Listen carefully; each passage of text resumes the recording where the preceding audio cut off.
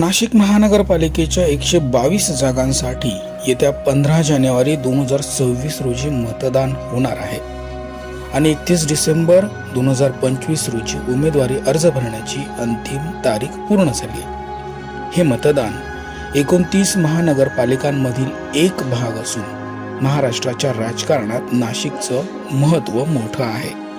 नाशिकच्या महानगरपालिका निवडणुकीचे आरंभिक कामकाज आणि प्रभाग रचना यापूर्वीच सुरू झाले होते, ज्यात 31 प्रभागांची रचना आणि त्यातील सदस्यांची संख्या ठरवण्यात आली होती।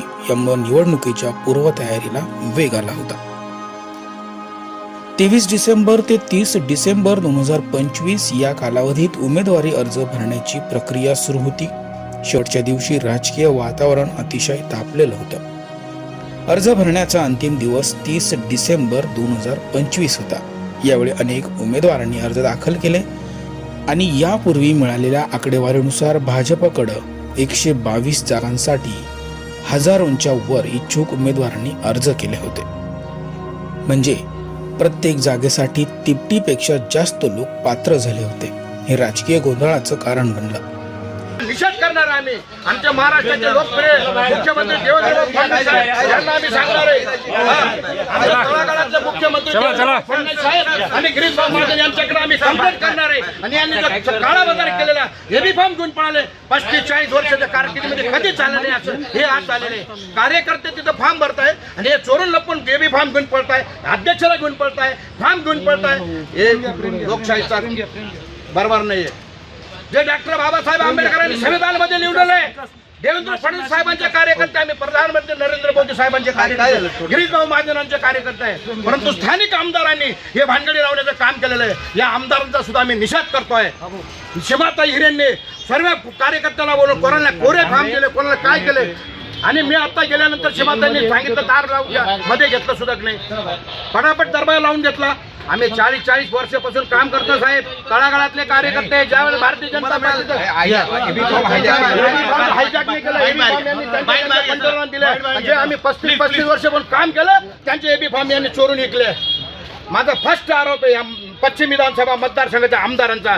लोकप्रिय मुख्यमंत्री देवेंद्र फडणवीसकडे आम्ही सर्व कार्यकर्ते जाणार आहे, आम्ही गिरीश भाऊंना सांगणार आहे, आम्ही गडकरी याच प्रक्रियेत 1724 व्यक्तींना पात्रता म्हणजेच चरित्र तपास प्रमाणपत्र देखील पोलिसांनी जारी केला। शेवटच्या दिवशी अर्जदारांची पात्रता सुनिश्चित करण्यासाठी अर्ज भरण्याच्या शेवटच्या दिवशी नाशिकमध्ये भाजप कार्यकर्ते आणि नेत्यांच्या वाहनांचा नाशिक मुंबई महामार्गावर राजकीय कार्यकर्त्यांनी पाठलाग केला, असं गंभीर चित्र समोर पाहायला मिळालं। लोकांमध्ये संताप होता की पार्टीनं लांबच्या काळापासून कार्य करणाऱ्या निष्ठावंत कार्यकर्त्यांना अपेक्षित उमेदवारी मिळालेली नाही, तर काही नवख्या किंवा पक्षाशी नव्हते अशा व्यक्तींवर नाव समोर आली आहे। या वादाला आणखी तीव्र वळण आलं जेव्हा वॉर्ड क्रमांक 26 मध्ये भाजप पदाधिकाऱ्यांमध्ये एबी फॉर्म वितरणावर जोरदार वाद झाला आणि विनाश आरोप प्रत्यारोपाचे दृश्य व्हायरल झाले। काही कार्यकर्त्यांनी आरोप केला की फॉर्म रक्कम बदल्यात विकण्यात आलाय। ही आरोपांची धमक सामाजिक मीडियातून सुद्धा जाणवली। पक्षीय वरिष्ठ नेते यांनी याबद्दल चौकशी आणि तपास करण्याचे यावेळी आदेश दिले। भाजपनं आपल्या पक्षीय धोरणानुसार MLA MP कुटुंबामधील मुलामुलींना तिकीट न देण्याचा निर्णय घेतला होता, ज्यामुळे काही उच्च पदस्थ उमेदवारांनी निवडणूक लढण्यापासून मागे हटणं योग्य ठरलं। परंतु एकाच वेळी काही वरिष्ठ नेते आणि नातलगांनी उमेदवारी मिळाल्याचे उदाहरणही समोर आले आहे। त्यामुळे पक्षात संताप आणि आरोप दोन्ही वाढलेत। भाजप शहर प्रमुख सुनील केदार यांनी सांगितलं की उपलब्ध जागांसाठी इच्छुकांची संख्या अपेक्षेपेक्षा खूप जास्त होती आणि त्यामुळे काही निष्ठावंतांना संधी मिळालेली नाही, परंतु पक्ष योग्य निर्णय घेत असल्याचं त्यांनी म्हटलंय।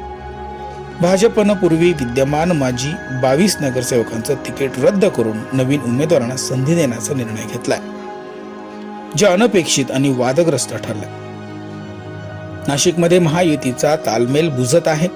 शिवसेना आणि भाजप यांच्यात युतीबाबत निश्चित निर्णय नसल्यामुळे प्रत्येकी पक्ष स्वतंत्रपणे लढण्याच्या स्थितीत आहे। हे नाशिकसाठी महत्वाचं.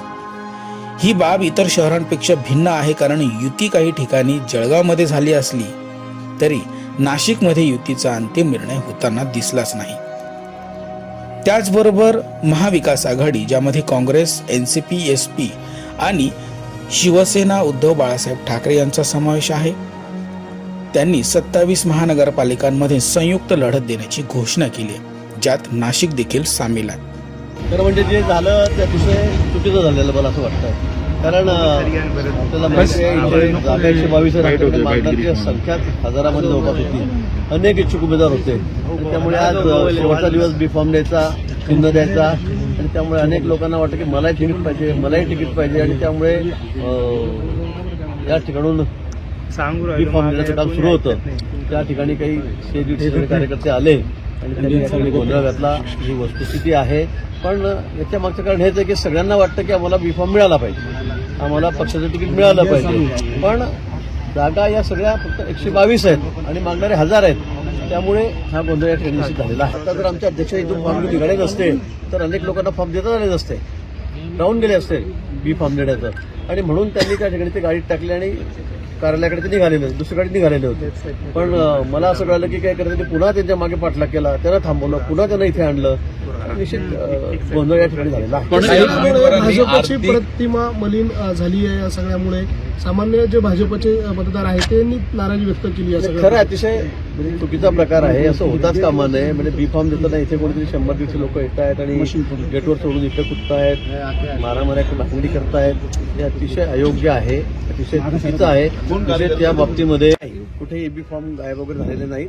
ते अध्यक्षांकडे होते बॅगमध्ये, ते गेले गाडी घेऊन, त्या गाडी ते पुन्हा घेऊन या ठिकाणी आले, ते बी फॉर्म सुरक्षित होते. पण काही आर्थिक व्यवहार झालेत तिकीट वाटपामध्ये, असा गंभीर आरोप कार्यकर्त्यांनी केलेला आहे. त्यांचं म्हणणं आहे की आमच्याकडे पैसे नव्हते, आम्ही गरीब आहोत म्हणून आम्हाला फॉर्मच मिळाले नाही या ठिकाणी. नाही, असं कुठेही झालेलं अजून तो कोणी आमच्या कानावर टाकलेलं नाही. पण असं असेल तर निश्चित त्याची सुद्धा चौकशी केली आहे. अनेक लोकांनी तशीच प्रतिक्रिया दिली आहे की आर्थिक व्यवहार झालेला आहे.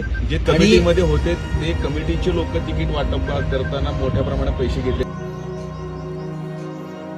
महाविकास आघाडीमधील पक्षांनी एकत्र बसून उमेदवारांची यादी तयार केली आणि काही भागात हे युती शहरात कट्टर मुकाबल्यासाठी सज्ज आहे.